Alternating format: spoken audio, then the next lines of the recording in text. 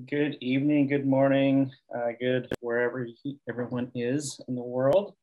My name is Jerry. I am a cadre graduate of, I'm already forgetting when, sometime around 2005, 2006, 2004, somewhere around that time frame. Uh, it was a very new program, I want to say, at that point. Um, Kyung, I remember you. Hello. Do you? Yeah, of course. I remember you were a TA in one of the web development classes. I remember that. But Hmm. I remember. So I remember lots of little anecdotal stuff from way back. But yeah, man, my story, it's been so long. Born and raised in San Jose. First generation here of Vietnamese descent. So yeah, Oh, it's so sad. 13 people only came. go ahead. Oh. Sorry. Um, yeah, went to stayed at San Jose State. When I first started there, um, I enrolled first as a business major, and I declared that going in. But before even that, I went on campus for a campus tour, and the first thing that caught my eye was a radio station there. Um, and I was a listener of the radio station. So I kind of trailed off my tour and toured the radio station, and I applied to be in that program as well. And before you know it, before the school year started, my freshman year, I had my own radio show there. So I was doing radio and business for a couple of years until I found out it wasn't really for me. Um, I poked around the art department. I had a lot of friends from high school that went to the art department at San Jose State, and it took me a while to figure out what I wanted to do. But within the somewhere between the second and the third year, I think that's when I declared DMA as my major. Um, School life at the time, as some of San Jose State is a commuter school in downtown. Fortunately, I was able to commute, live at home, and commute. Um, but I did spend a lot of my time at campus because of the friends and people that I've met there. Also because of the program. I had some night classes, so I was juggling jobs in between during the day as well to kind of support myself. So there was a period where I had like 3 jobs or something, going on. But it was nice to come back later in the evening and take a couple of night classes. I remember those late night classes from like 7 p.m. to 9:45 or something like that. Um, but yeah, I remember cadre being a very small class. I want to say my graduating class was about 20 students, maybe. But I remember there was a couple of classes where the entire body was about 60 or 75 or something like that. Um, but yeah, and it was, I learned a lot of stuff. There was some stuff that I did not expect to learn. One of the first upper major classes that I took was with Steve, and he just threw us into this kind of flash programming at the time, without any knowledge of any kind of coding. So that was fun. We did a lot of like hardware stuff, Arduino stuff, very multidisciplinary stuff that's still very relevant and valuable today in terms of just being multidisciplinary in a bunch of skills and trades. Yeah, Steve throwing people into the coding. Um, but yeah, there was sometimes I remember we did go to a show, a concert, a music show. I think it was in San Francisco or something. And it was during the time when we were talking about semiotics and things like that, and doing things in a mosh pit. So I remember that. um, but gosh, ever since I graduated, um, I, at the time, my first job was being a kind of a graphic designer for a mobile company. So this was right before smartphones, iPhones, Androids, and all that stuff. So I kind of rode the wave of the smartphone revolution and started building apps, designing and developing apps. And this kind of actually goes back a couple years even before I got the job. There was a school project where we did, text messaging games and stuff like that through one of the classes. I don't remember what it entails, but it was something like it was like a Western shoot 'em up, like what do you call those cowboys when they count to three and they shoot each other? Well, we did that with text messages. I remember we did that. So yeah, I rode the wave of mobile smartphones, apps, and things like that for quite a few years, and then that led me into the next phase of my career, where I went to Mexican standoff. There you go. Where I started developing depth camera solutions. So a lot of things that you see today with the cameras on your phones, where you have three sensors capturing depth information. I helped invent and got a patent for some of the depth camera solutions there on the mobile and tablet hardware.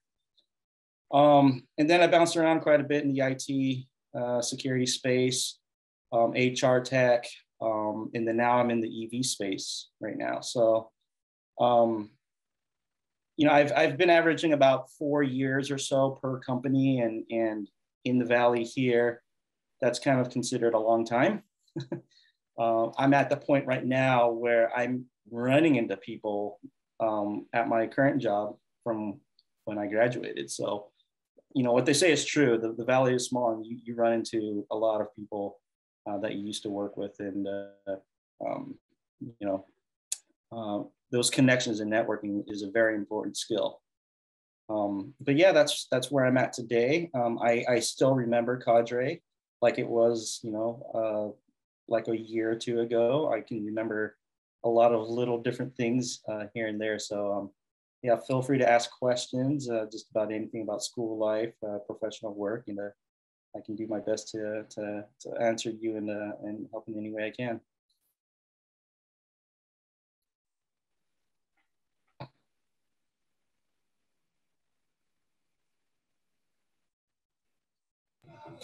Jared, do you have any maybe socials that you can or ways to reach out to you? People would like to. Yeah, I have LinkedIn. I can drop that in here. I'll drop that in a bit.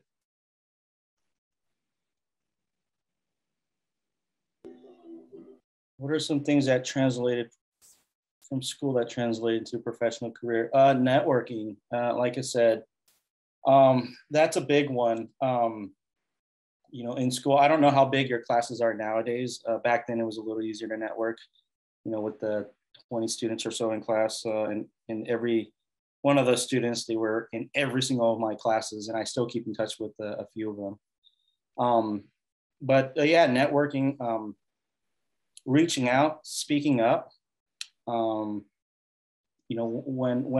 you are nowadays looking for a job, presenting, people don't care about what the end result is. People care about what the journey is nowadays. So if you can explain that process, storytelling, that's what employers like to look for. And I think a lot of that stuff that I've learned, being able to speak in class, speak up, helped me kind of come out of my shell. A lot of the classes, Steve enabled a lot of us to kind of get uncomfortable with some of the things. Like I said, one of the first things he did was make us code, and I had no idea what I was doing. but coming out of that shell, speaking up, I think radio definitely helped me because I was getting to speak into an open mic on a weekly basis. But yeah, being able to speak up, not be afraid, networking, and just kind of come out of your shell. How do you see art incorporating into contemporary society? You know, lately it's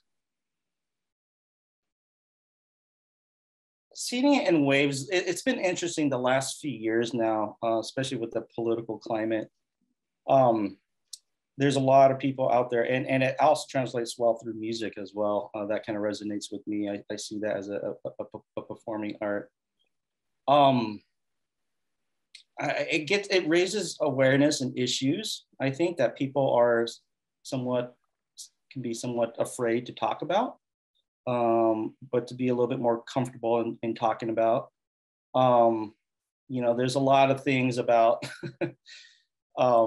is performance art. You know, with the advent of YouTube now, there's a lot of performance art videos out there that people see as either a joke or a meme. But yeah, it's every few years or so you see waves of different kind of you know, styles or people pushing the boundaries and things like that. What company are you working for now? I'm working for Rivian right now. So that is an EV company that makes trucks and SUVs. So we are in the EV space with Tesla and GM and you know, all the other car manufacturers out there. And what I do there, I am a product designer there, working on their internal tools to help the business run. So it's not necessarily like the UI infotainment systems in the car, but it's the stuff that helps the business run.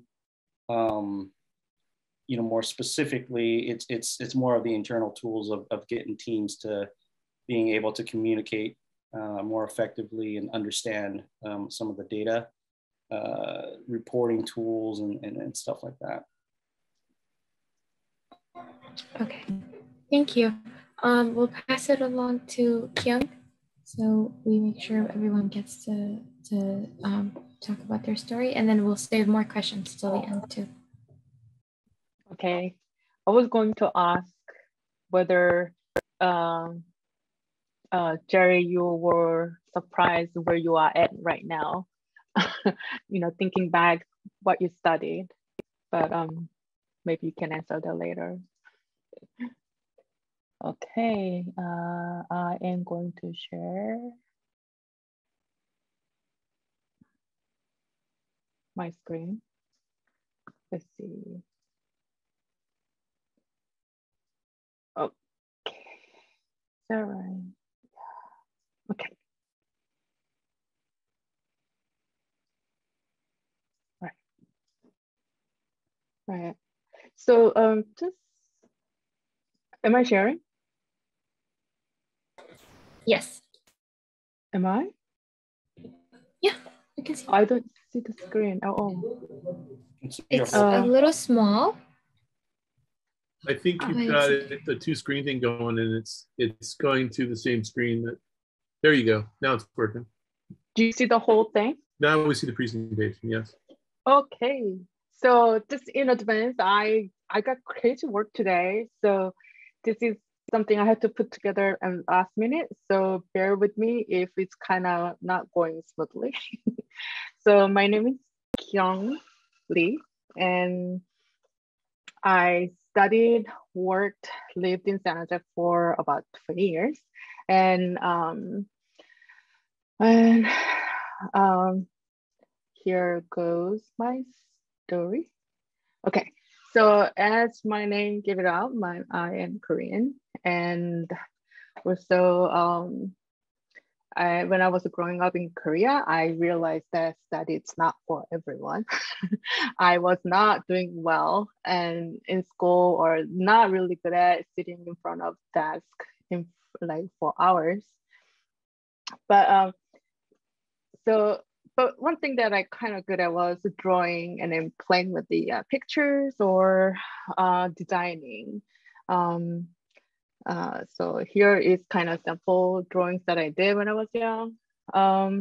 But with the drawing and other arts, and I never thought of going to fine arts. And Asian Korean family, fine art, it just doesn't work, doesn't make money. So I automatically thought of going to graphic design. So I thought that's gonna be my path, it should be. So I studied and trying getting into the graphic school, but I was not good at it and I failed it again. So there was an opportunity presented to me to come to United States. That was after, when I was about 20 years old. And again, I had to study ESL, which is English as a second language. And I had to get a certain score point to enter into a college. So, so I did that, despite the fact that I don't like to study and then sitting on the desk. So that's what I had to go through to get to a college. So I did that in San Diego.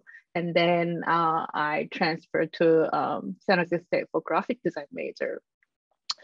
But after I went through for about a year, I realized that it was so rigid. The way they are teaching in the class was so framed. And I just didn't like the way how they were teaching the classes. I mean, when I transferred, graphic design was super hard, and everybody wanted to get into the graphic design school. And then they have a very limited people to pick, which was like, that time when I applied for it was in 1996, I think.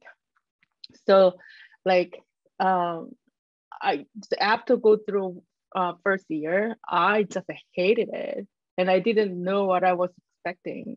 But the only reason that I applied for San Jose State is because of the graphic design. One of the well-known graphic school in the northern sort of California. So I applied and I hated it. So now I have a choice of changing my major.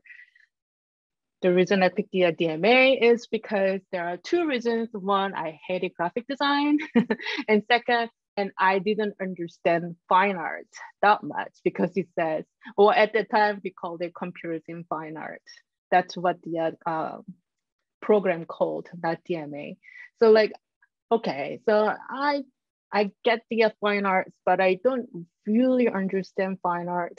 Why not take it and understand it? Besides, they were teaching computer related stuff. So that's how I picked the DMA back then. And oops, sorry. And I graduated, and after I graduated with the major in computers in art, and I went back to San Jose and San Diego and looked for a different job.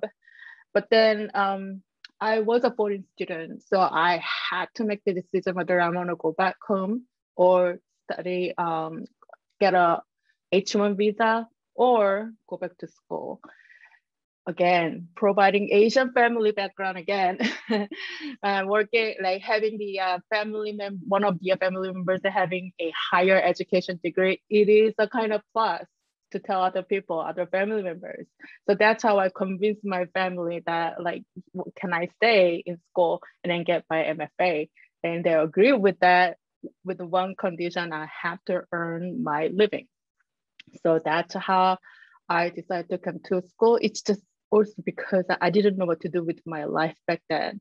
Like, my skill set wasn't super good enough, and I don't know how to look for a job, and just decided to stay in school. And going through the MFA and graduated in 2005. And during that time, I met quite a good few people and all my, it was really awesome because moving from San Diego back and forth, San Diego, San Jose, San Diego, and it's just not meeting good people at like close friend, making close friend in at school was really hard. And most of majority people that I know was in San Diego. But despite the effort that I tried to make friends at the first year, I just couldn't. But having the like art space with the at the third floor, I get to meet tons of good, great-minded, great artists, and then I had a blast time. And I remember that person in red with the red shirt. I believe I had Emma. Yes, I thought she was one of my teachers. So in this picture, there are a few people are missing. That one of them is James as well, that you guys know. So including James, and all this picture here, except for the old man, that is the father of Emma. But everybody got a job as a teacher. So there are educators. So here is an example of some work. It's not displayed well. Let's see. It's not loading it because I uploaded so long ago. So forget about that. And this is another collaboration work that I did with Emma and studio people. There's no sound, it never got published. It's something that we worked on, but just kind of pushed in the back end, like back board, and never really published that. And this is my personal work. Let's see. I don't think this is gonna play either. That I collaborate with John Brunel. And then the title is Level of Abstraction. This is the playing the idea of whether virtual image is a real art.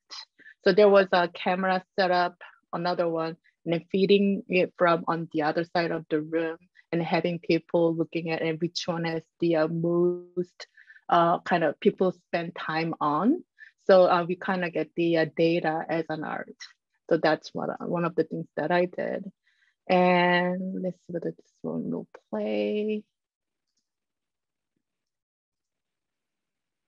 I'm not sure whether there's a sound that you guys can hear or not. Probably not, but basically there's the environment there, and then the sensors created it where when people get closer, the insects kind of disappear. When people stay still, the insects kind of appears again and then doing their thing. Again, when the people move or get closer to it, it disappears. It's a kind of interfering with the nature piece that I did as a kind of finer piece. And a few of things like that I did.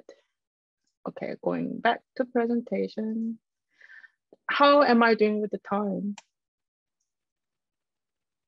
You're good. Okay, so facing graduation. Now I need to look for a job, right?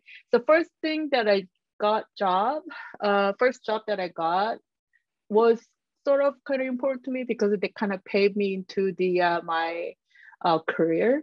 So one that I got, the first job that I landed on is the developer job at the San Jose Convention and Visitors Bureau.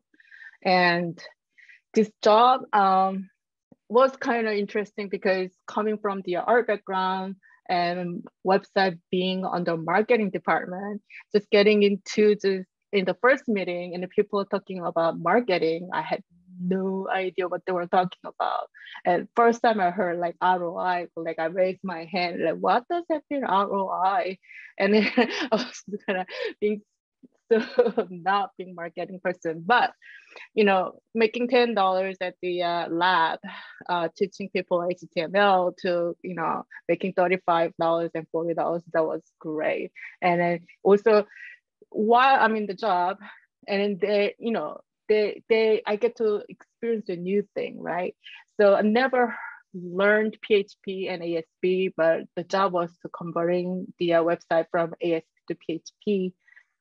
So I was learning PHP, but it's a very basic because there's another developer, but I get to learn that a little bit of taste of everything. It's just because during the grad school and school, I had to learn everything kind of by myself.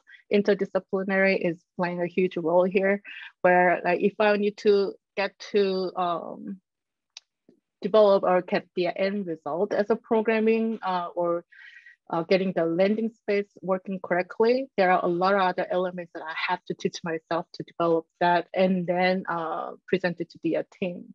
So literally I was getting paid to learn a lot of stuff, but I was still kind of basic and not too much of a programming experience back then.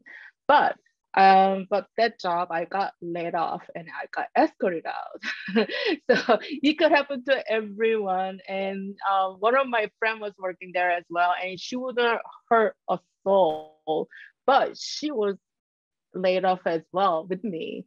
So, and also another person I know that, you know, he's a really good person and he got escorted out. So it is a politics. Sometimes you just get involved wrongly and then not in the right place. It just gotta happen to you. So it did happen to me. But you can see the San Jose University right there, and then I work between Hilton and Children's Discovery. And then when I got fired, I was looking for a job, and I was thinking, oh, getting a job at the LW will be cool, but because it's just close, very close to the where I used to work, and within this map, and my house is within the map, so I thought, oh yeah, geographically it's super nice to just one nearby. But I didn't get the job, though I applied so many of them. And in between jobs, I did a teaching job at the Gambling College, and the freelance job landed on many different stuff. And then one of just that I did is the working for kind of mini TEDx kind of ish conference where happened in Dubai. And they invited a whole bunch of professionals and educators and working with the students.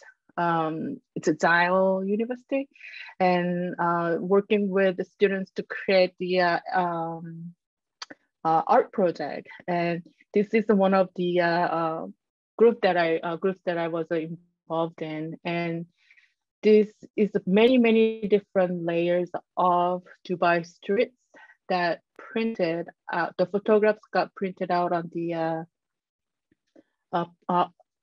plexiglass, and they layer them out so that we can see everything in one shot of how Dubai looks like when we all emerge from rich to poor.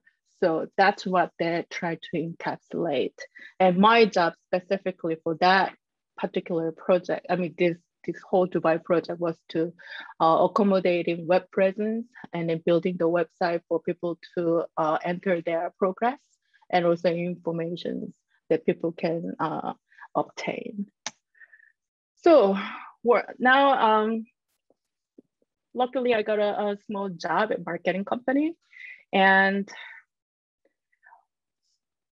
just going back a little bit. And then when I was working there, and I had a super limited skill sets in here, but my job title was a front-end developer, and then working with just as simple as email templates and the landing pages, and learning lots of new terms of a marketing firm.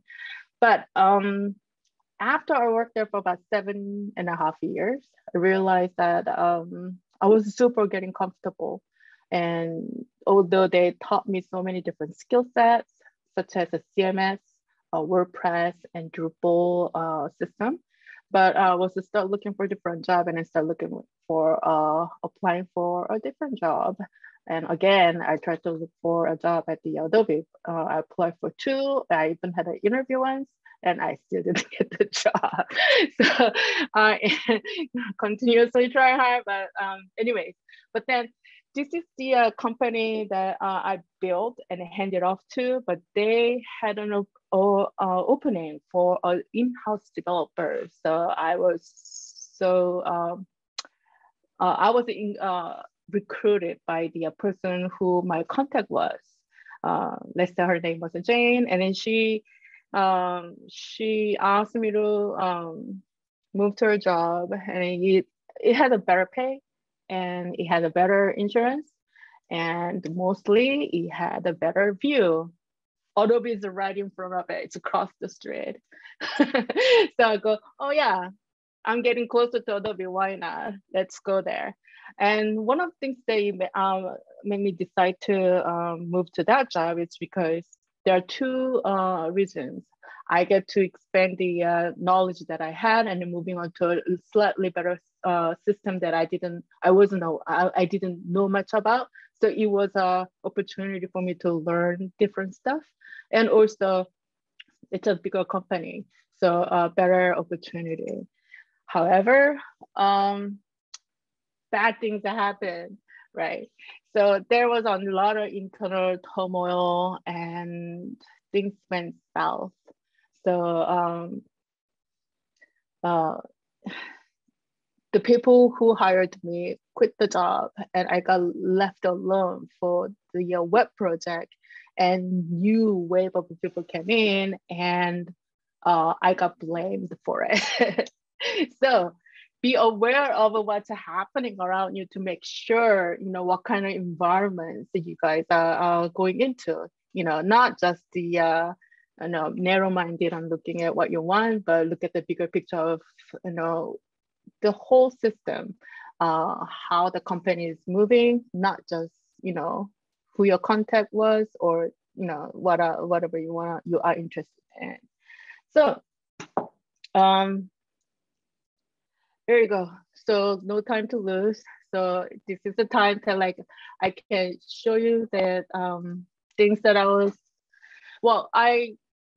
during the when I was between jobs, and I have tons of interests that I can share with you that I was kind of doing, and taking photographs, interested in artwork, and also doing some parade with this group of people making, what was the project called? I even forgot. It kind of blanked out. Steve? Yeah. It's not fast. It's not fast. It's slow. Slow Dog. Slow Dog project that we did. And then during this whole process, we built a vehicle, we killed a pig, and we built a bicycle, and we parade around downtown. So this is the one project that we did. It was a while ago though. And also I am super interested in food. So there are tons of food related pictures that I posted on my website. And then also another cool things that I did is we made the ring based on that. We made a whole bunch of rings that you can see, and then we share with the people.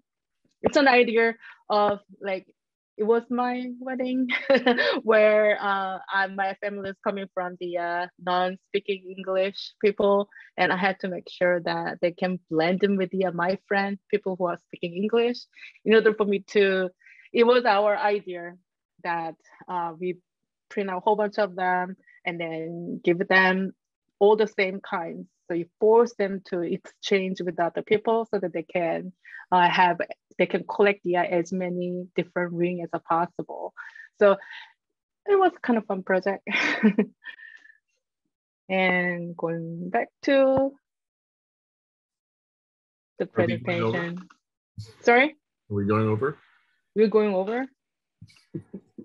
Okay.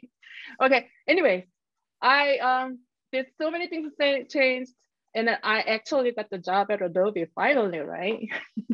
So this is the view from the Adobe. And then one of the things that was, I just want to mention that I got another opportunity to look for, get a better paying job. It's like probably $60,000 more than what I and getting paid, and the better kind of situation I get to have a team and stuff. But I decided to stay at Adobe. It's just because people who I work with was it's a perfect group that I was looking for. People who support each other, communication was clear. It is important that where you can have a nice group of people where you can trust and you can work with. That was really important to me. So I decided to stay, though the pay wasn't that great. Anyways, thank you so much. And sorry it took so long. Thank you. I have so many questions, but we're gonna keep them till the end. Oh wow. And Tu, you can go ahead. Okay, yeah, I can start now. Let me share my screen. Okay. Okay, hello everyone. My name is Tu, and I've been with DMI. I'm graduation in 2015, so it's been 6 years out of the field. And I just want to quickly share a little bit about my experience at school. So this is my strategy. So when I first enrolled into the DMA major, so it's like a very big major with different area I can go to, like from yeah, you guys already share. So my very first year, I start like enroll in different like class that like coding, photography, web design, and film television. And after that, I realized that the most interesting thing is I can be focused on a film and television. So I start my focus and start like enroll like as many classes as I can with all the class relate to that field. And I set my goals that like after graduation, I would work in a video production film company or either broadcasting television like company environment. And I pushing some of the challenge in school, like I trying to finish all the final or the graduation show, anything related to video and visual effect. So I train myself like from the class and spend some time to go to online on lynda.com, trying to learn the tools and get updates on the trend. What is the equipment they use for video production, all that types of stuff. And then next is after graduation. So this like a big like change for me. My very first job is working at SAP Center. So it's a live broadcasting production environment specifically for the Shark game. And I move on to UC Santa Cruz Extension. So working with the Scout department to producing online learning class for like K-12. And after that, I am moving on to a private sector company for art document solution for marketing team, as well as YLX is the company I'm working right now. So I'm support the marketing team with video content. Yeah, so I will go details on each on the next slide. So at SAP Center, so this like before I graduation, I just get like an email from Professor Gray Chops. He just referred this job to me, and it's SAP Center in San Jose. And I just apply and I realized that I get accepted for like position is CG, which stands for computer graphic. And what I'm doing there is just creating all the lower third and design for the Sharks game.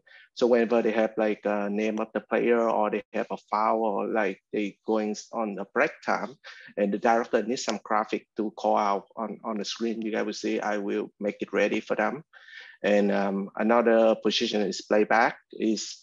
I will be sitting here and playing out like B-roll, commercial, any like cool video during the break time or any like kids game moment.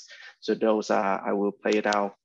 And the challenge for this position is like, it's a team, like it's a live broadcasting environment. So it's like 10 people working together, including camera operator, director, CG. So everyone need to be focused 100% during the game. Because if I mess up something, 50,000 people in the arena will see it, and the director will yell at you like a lot.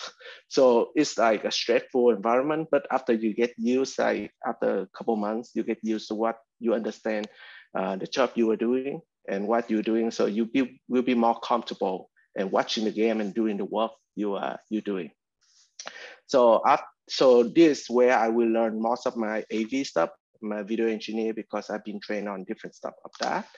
And my next position I'm moving on is UC Santa Cruz Extension. I've been hiring there as a main video editor. So as I mentioned, we're producing online learning class, but because I have some experience with AV experience in my previous job, so I can bring the value to this department. So I assist the school to build out a studio, like we put the production to the next level. So I build out like a camera system with a video switcher in the control room, teleprompter, audio, and connect everything to into the studio, green screen studio, and all the lighting and all the gear. So I set up that. And so one thing about UC Santa Cruz, because we're trying to improve the quality of online learning course, it's not like boring PowerPoint class. We want to get the student more interesting to watch. So this is a sample of what we do. It's a 2-minute clip, I think. And some of the animation we trying to transform from 2D picture into like 3.5D animation and some 3D also. Welcome to AP US History with Scout from University of California. In this course, you'll explore US history from the First Nations to the turn of the millennium. It's easy to forget history's relevance in our fast-paced era, but whether we acknowledge it or not, the events of yesteryear resonate deeply within our lives.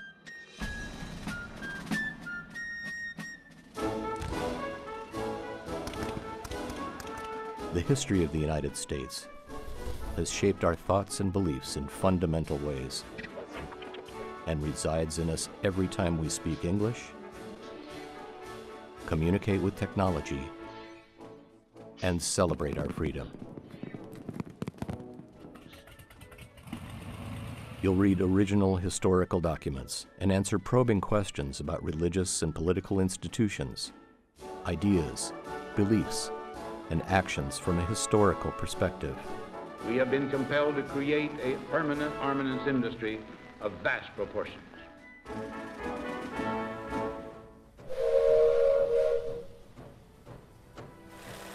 Immersive graphics and dynamic storytelling are woven together to create a truly engaging and educational learning experience.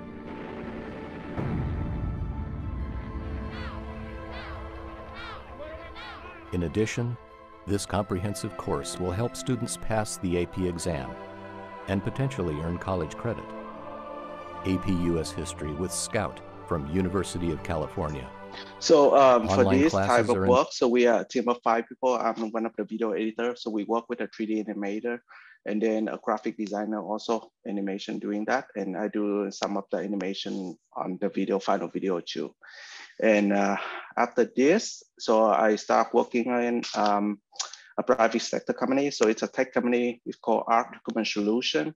So they design app to manage building. And what I'm doing there is working with the marketing team and doing all the video production work, of course, and some motion graphic for their social channel and the website too. So all of this is like a UI designer. They send me the design and then I will do some of motion graphic to make it work before like they send it to the engineer to start designing the application, how it should work. So this is like what I'm doing there.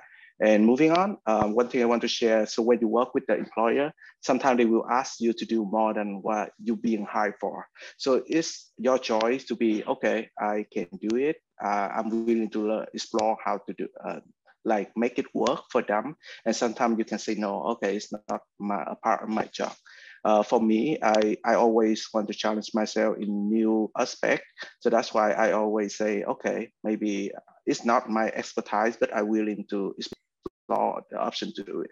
So the next job I have like right now is the Wally video producer, and including they're asking me to do some photographer too. So yeah, I just accept the challenge. So I go with like some of the photography work.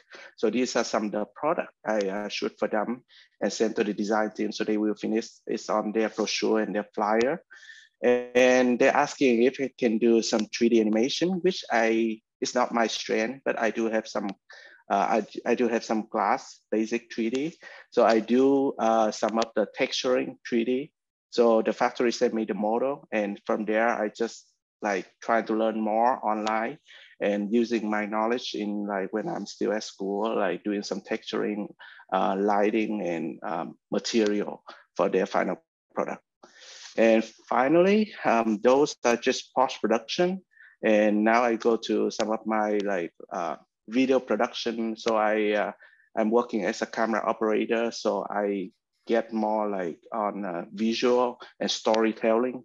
And this is one of my camera work. And this is the shot that I like the most. And we start reducing vision of confidence. It's more storytelling to support about commercial about the product, but based on like a storytelling. So we tell the story about each customer they're using our product. And my last slide is a quick intro video, the latest version of the Vision of Confidence that I'm producing right now. So I think it's just 2 minutes. I used to work on Dad's truck at the shop. I remember wanting to stay there as long as I could after school. At that point, I realized that I wanted to become a race car driver. We have our 16th different winner and a first timer. We got Caution. Oh no, we've got Caution. Coming out of 4, we've got Caution.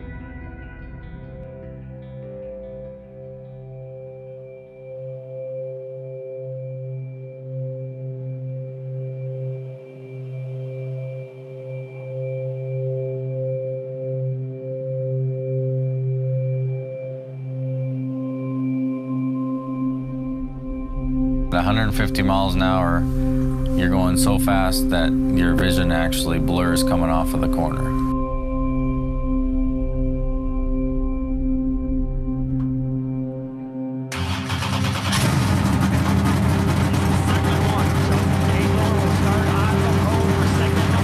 Yeah, that's just a quick trailer about the story, and this being shot by me, and I did the whole video. So it's like one man band doing on audio and edit and graphic too. So at the end, so this is my website and my LinkedIn. I would love to connect to everyone. If you guys have any questions, especially in video side, so I can answer more questions for you guys on that. Yep, I think that's it for me.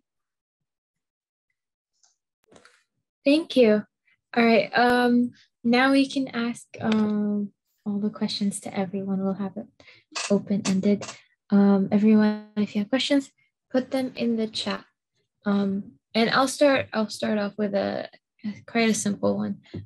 Too, since you were the last person to present. And I've noticed that a lot of your work does center around video. So when you were in DMA, was that like what you wanted to pursue from then, or did you kind of end up in it and continue in it? Basically, yeah. So video is. I didn't plan to go into the video side at first. So it's like after 2 years, I'm just like taking the class around, and until I see projection mapping, I would say I need to talk about that, because projection mapping is the thing most interested me when I see it, and I start doing research more about it, and I see, okay, it's more about visual effects. And that's where I start like learning from Adobe After Effects and start doing video more from that moment. So it's like, it's a hook, like when I watch one of the art show about projection mapping. Yeah. I see, that's cool. Another question that was in the chat from Jerry, which, Kyung, do you use your own Adobe software that you created or worked on? What's the question again? The Adobe for Kyung. For Kyung, yeah. So were you able, or do you use your own Adobe software? I don't. You don't? Yeah, I don't like to remember. It's just because it's too heavy in terms of the loading what a lot of crap in there and try to what it tried to do. I used the just a simple text editing, code editors. That's what I used to work on. Used it a lot, and also working in Adobe right now. They have their own inside CMS, and also within there, there's so many different departments where we are asked to ask them to do their job and then provide me the correct images and filing names and all that. And my job there, it's not to use the specific programs. It's more like I'm using their own internal CMS, which is called AEM, and building the specific layouts and then templates for them so that authors, basically content editors, can use that particular template and then start making pages. So that's my job, which doesn't require to use any of Adobe software. Yeah.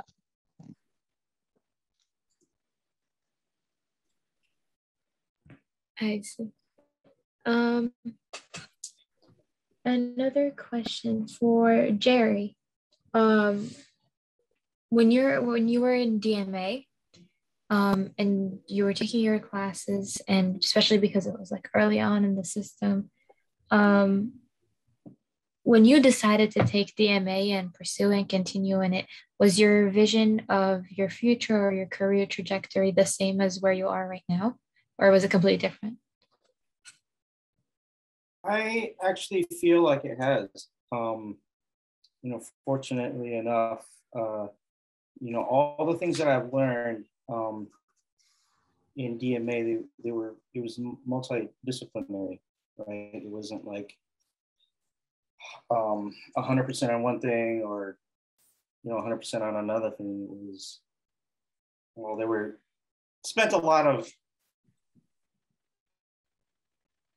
time working in a lot of different disciplines, whether it be physical, whether it be software or hardware. Fortunately enough, along my career, I got to touch on all of that stuff. And I think a lot of it came from just being excited to kind of explore these different mediums, not to be afraid of exploring that stuff. But where I am now, our role in my career has changed, like the titles quite a bit, right? UI designer, UX designer, interaction design. It's all multidisciplinary now, rolled up as a product designer. So full stack, right? So a lot has changed, over the past every 2 or 3 years. It's becoming more and more multidisciplinary. So yeah, I feel lucky that what I've learned in DMA kind of helped me set me up for that. That's nice. And Tyler has a question. Yes. Actually, I have hundreds of questions, but since we don't want to stay here all night, I'll just give you all about a couple. So thanks again for, coming tonight, guys. Really appreciate your stories. And, it's so funny that no matter what our timeline is, it seemed like our time at, San Jose State in the DMA program is quite similar. Even though the software and the tools may change, I always feel that kind of heart and that learning effort in the program. It's, kind of transcended that. So it's great to hear. I got a couple of, like I said, questions for all of you, but I'll just kind of go, I guess one shot here. So two, I really appreciated your video work as well. Very skillful, man. And you said you graduated, I think, in 2015. Kind of cool because I got here in 2014. So I must have missed you. I must have maybe walked by you in the hallways or something. And really awesome journey. I too have very much, worked with Craig Hobbs quite closely, and projection mapping is I'm actually even doing a projection mapping for a project this week. So pretty fun. If anyone hasn't tried it, yeah, projection mapping is such a fun technique.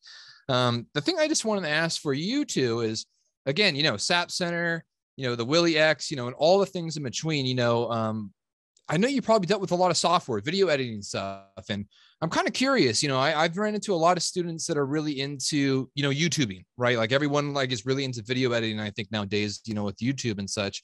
What kind of like software was your kind of like best, like your favorite software that you ran into, during your different jobs?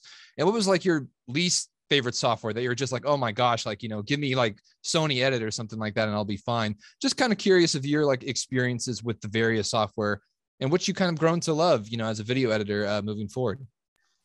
Yeah, so in terms of the software, I would say since all the design software or from all the company I work with, they always have Adobe Photoshop and Illustrator as the basic.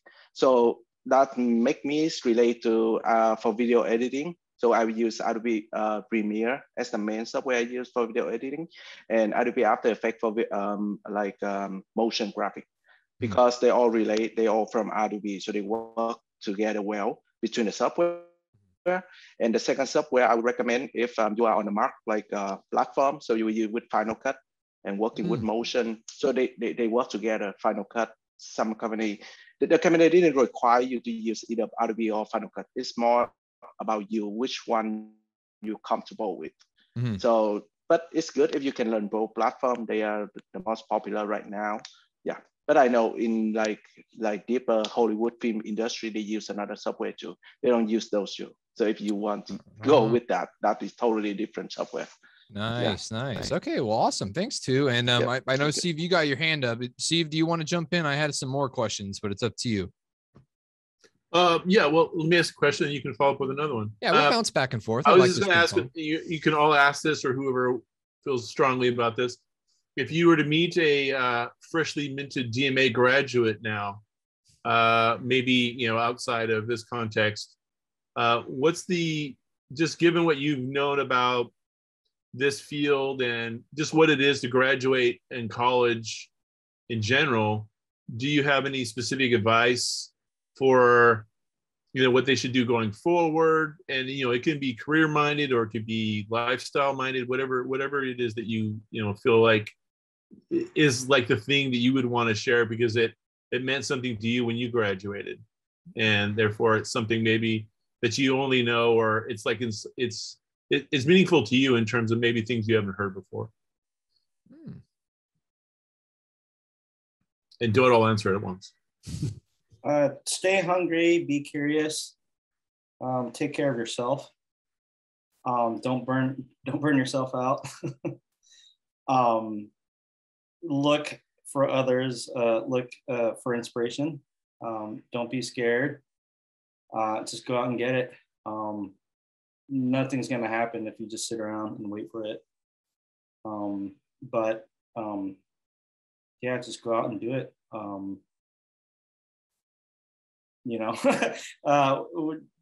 We're very fortunate to be where we are, to receive the education that you have.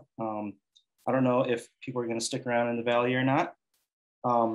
It's a great place. I'm biased, of course, but everything that that you've learned, will definitely apply in life. I'm still, remembering stuff from back then. When I had a conversation with Steve, that I'm still applying some of that stuff today. And it just resonates and it just carries through for a lifetime. I can share some of my experience. So just when we graduation, just trying to find an internship if you can, or a volunteer work. Especially I just talk about video production, because when you interview, most of the employer, when they try to see your video reel, or if you're a graphic designer, they will see your work in a professional environment. So either you can find an internship from a small company, and I would say go to a small company because they will train you more. Like when I go to SAP Center, they're trying to train me like in different positions. That's where I learned from all the video production aspect, like in different positions. They're willing to train the new people. And yeah, from there, you just grow up with your career. Yeah. Well, I guess I can add on top of what everyone's saying is sell yourself well, be confident. And that kind of gets you just I love my job position to that person once. So yeah, be confident, be well prepared, and make sure there's no typo on your resume. I know it's kind of simple, but those kind of things pops out, and those kind of things that I was looking for with my boss when we were hiring somebody. So yeah, well prepared, study them, the company that you are applying for, and sell yourself well. Even though you don't know shit, just pretend that you do know, or you will be good at it. Just sell yourself so well, and then they will get to where you can, you want to be. Yeah, some of the stuff that Kyung said does resonate. In the workplace, there sometimes there are some political battles. Layoffs, they do happen. I've been through that before. I've been through the recession, right? 2007, 2008. That was a weird time. Stuff that we're going through right now. Also, I still do get nervous interviewing today. I have a ton of interviewing experience. And just to give you an idea, when I do look for a new job, I'll probably, just this year alone, I think I've applied to like 50, 60 companies. Half of those companies will get back to you within like, just, hey, we're interested in talking. And then from there, it gets cut down again to another half, about 50% will say, hey, we want to talk to you a second time. So, don't feel put down, work for it when you're interviewing and applying for jobs. It's going to sting sometimes, but when you get something, it was meant to be, right? So you'll know when you get it. And also the way I look at it is, for all these interviews that maybe I didn't do well on, or I didn't get the job, I look at it as a learning experience or as practice, right? There's a thing going on right now where people are ghosting each other now. Candidates are ghosting employers now, but don't do that. Take every opportunity to maybe use it as practice, but you'll get better chances as the more you apply and interview. I'm not sure about others, but then I try to be very honest about myself when I talk to them. I mean, on one of the interviews, I told them like, oh, I have an art major. I don't have any really programming background where I can compete against those who graduated from engineering departments or computer science. I just be honest with them that how I solve my issues, and tell them that it will take me might be longer, but I will get there, and that's how I learn to code, and I am where I am. And I just honest with them, and a lot of times they received well, but I'm not sure other people what kind of experience they had. But so far, when I was honest with them, it usually received very well. So I'm not trying to lie to them, but just trying to sell myself with a confidence and a clear communication, and that worked for me. Yeah, I think that speaks very true, where when employers do look, they look at your technical skills, but they also look at your personality and how you're going to work well together, right? Because one of the hardest things to teach is personality, how you work well with each other. If you work well with each other right off the bat, you're already, you got a good leg up on it, because some of the other technical skills you will learn along the way. That stuff you can learn a lot quicker than trying to adjust, your personality or your working habits.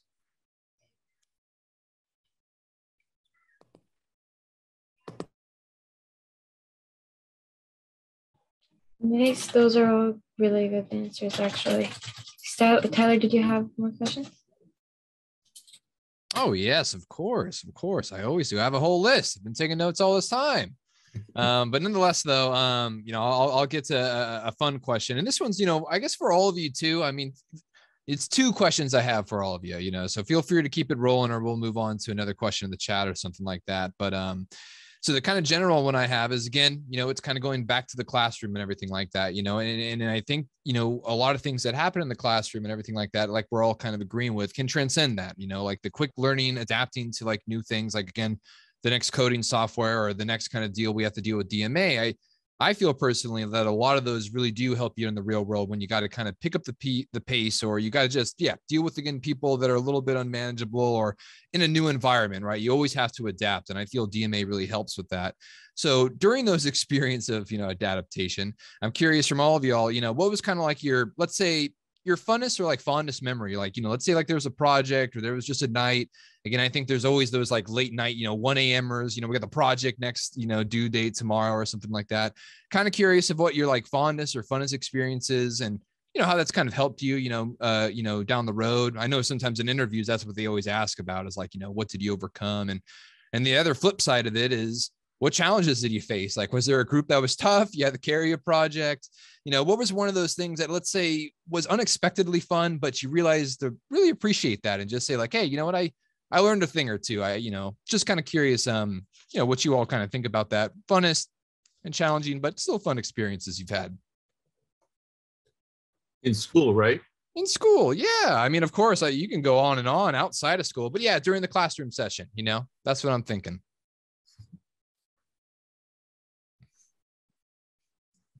Or maybe there's too many fun memories to pick. You guys don't spend that much time at the lab compared to my time.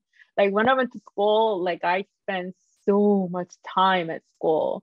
Like I have to have a like night pass. That means you are allowed to stay overnight at school and then you don't get kicked out by security. And when I was going through undergraduate, man, rendering 2 minutes video takes about 8 to 9 hours. So I have to fight over a computer, and then there is always few computers with the 8.5 by 11 paper taped on the monitor, say do not touch, it's rendering. And so that was the regular time, and I really did spend a lot of time at school, but I don't think that is the case nowadays. Everybody has a laptop. We didn't. When I went to undergrad, nobody had a laptop.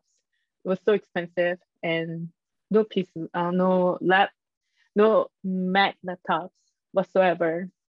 1996, 7, 8, and yeah, that was some crazy time. Just waiting and sleeping in front of a computer, make sure nobody touch it.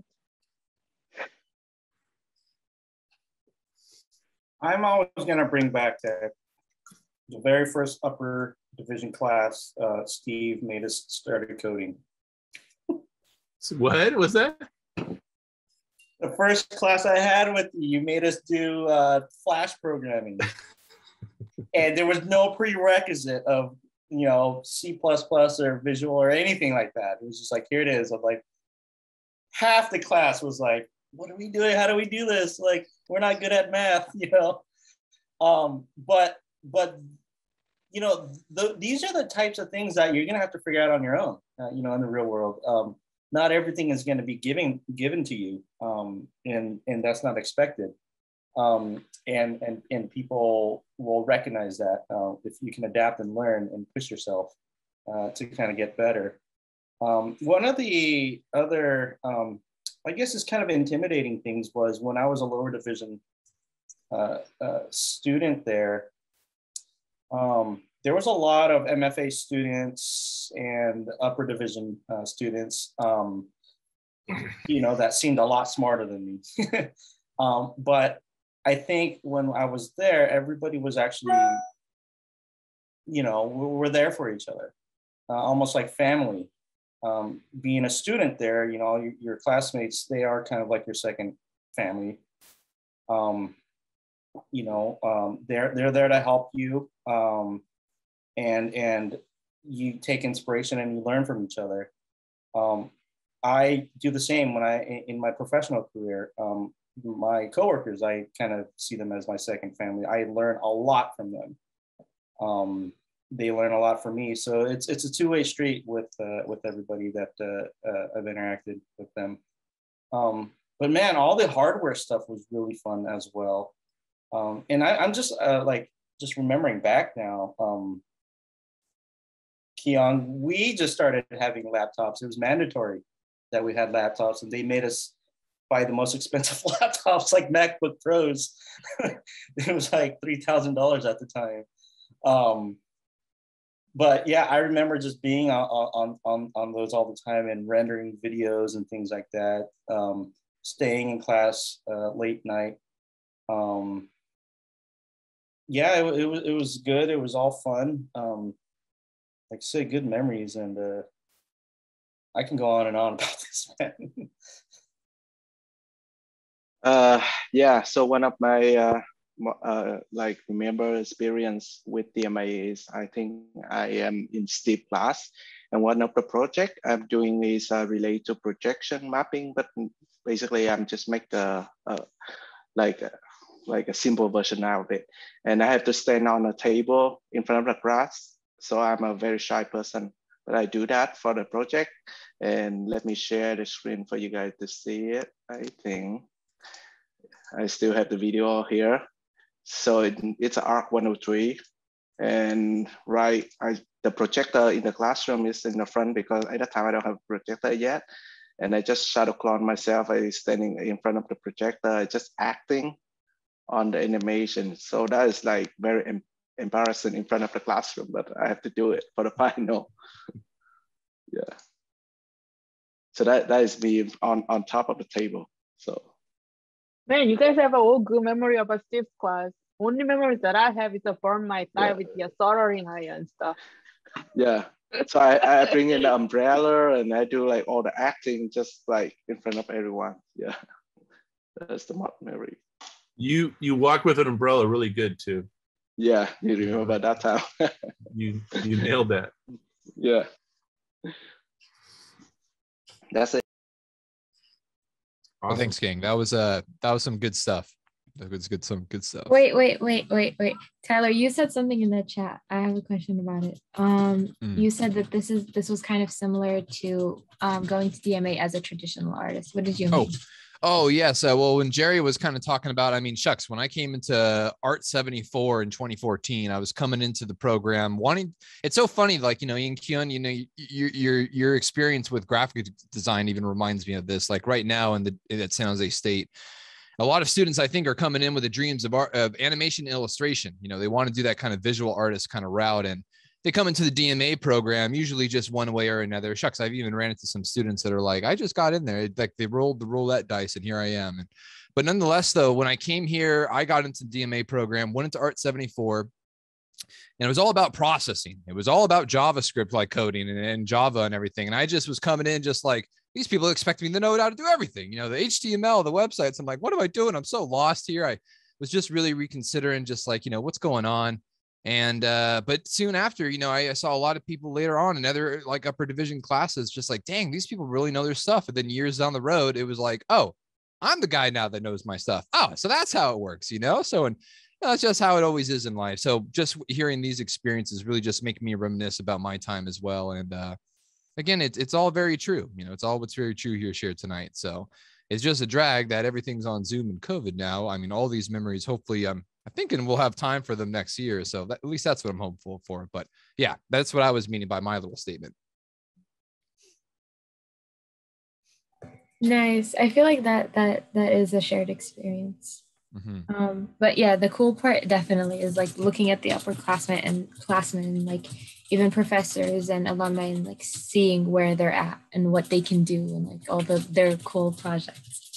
Yep. That's what gets me excited for this event. Yeah. Steve was a student too. I think I have this book, Cadre something. I forgot what year this was. What was this, Steve? EXXX post position Cadre after 20 years, huh? Yeah, yes. Those are Roman numerals. That's what year it was. Man, Roman numeral is crazy, man. What were they? What was the number in Roman numerals again? Yeah, you want to figure that out? I don't know. I mean, I'll write in the chat, but yeah. I think that's probably early 90s. EXX. What does the E stand for then? I have no idea what that's about. Extra. No. Extra 20? Sounds like 2 relationships removed. That's extra 20 something? Something. Yeah, I don't know. I think it's, I think that was actually a book about people that had graduated 10 years prior. I may be wrong, but that sounds right. Yeah, I think so. I was a student when you guys made that, and I had the show. I think it was made out of 01 Festival or something. I think it was actually people that graduated in the late 80s. Yeah, or something. That can't be possible. Wow, the 80s, a wild time, huh? Headbands, wristbands. You know what? I do have one dorky question because I just got to ask. I see Jerry's background and I'm just coming right back to it. So a lot of us are into video games and I'm just kind of curious. Did you have like a pastime? We're all in final season. It's about to be holiday break. I'm just kind of curious. Back in the day, I'm sure you all were very busy, you know, taking full-time classes. I mean, I was kind of a bad kid at it at first, but just kind of curious. What did you do to unwind video game wise? You know, Jerry, I see the Street Fighter background. So this is inspired by your background image, but yeah, just kind of curious. What was your kind of thing to blow off the steam? It's finals, season's almost over. What can us new kids do, you know? Oh man, it's interesting the last year and a half now. For me, I have too many hobbies. I was always into music. So I don't know if Steve, you remember, I was really into metal. I still am actually. You go into a lot of shows constantly, you know, a few shows a month. I don't know if you can do that nowadays. I used to skateboard a lot back then. I play ice hockey. I'm really into cars. So a lot of physical like stuff to exert a lot of that stuff. I try not to try to like sit around and vegetate. If I am, I'm going to be reading something. But what I've learned and what I do appreciate in the past year and a half, 2 years now in the professional workspace is a lot of people are giving a lot of respect to mental health. And I brought it up earlier. Don't burn yourself out. Employers are very sensitive about that, and they try to, you know, they'll try to care about limiting, you know, not working 80 hours a week kind of thing. Good employers. Nowadays, just stay in touch, talk to everybody. Don't be afraid to talk about any, you know, whatever problems you have or anything you want to do or share. Just be yourself. And you know, I can't play hockey anymore because of like these rinks are not opening up, but man, cooking, food, catching up with people, playing video games. Yeah. So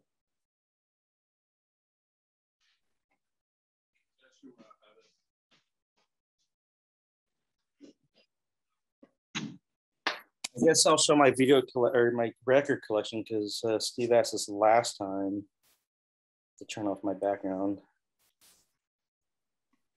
He's got an impressive collection. I'm still collecting. So I got, I think somewhere between 800 to 1,000. I got some books from DMA here that I still have. This is one of the books that Steve gave me when I graduated. Art in Technological Times. Gosh, I have this giant CD collection as well, just a whole wall of it. I still have a bunch of cassettes that are like just all kind of in there.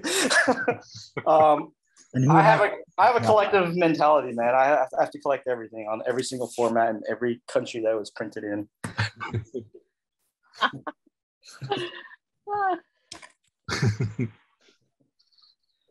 And I've been collecting all of this way before being in cadre, like to my teenage years. So. That's awesome. I have a question that's kind of like related to collecting. Are there any, like, I know like throughout the years in DMA, our classes are project based, right? So we end up collecting a ton of like cool projects and ideas. Are there any like projects that you kind of took after you graduated and like made bigger, or like continued working on and like made something out of, maybe even like sold it or something?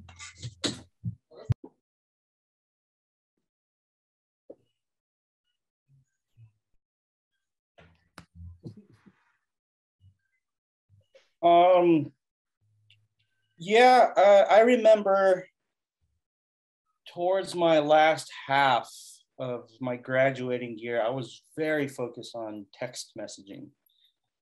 Just everything around text messaging, anything to do with just text as a language. Back then we called it Leet Speak.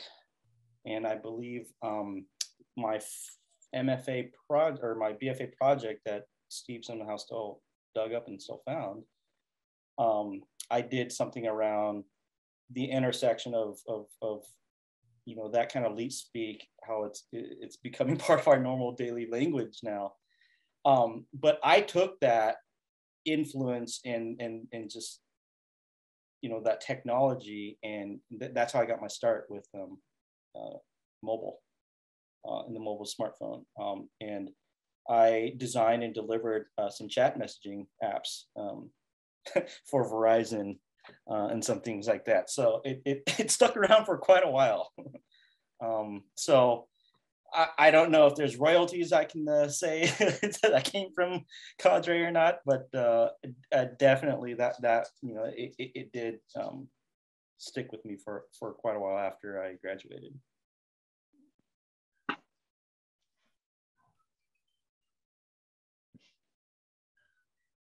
Artists make things, not sell things. My good excuse.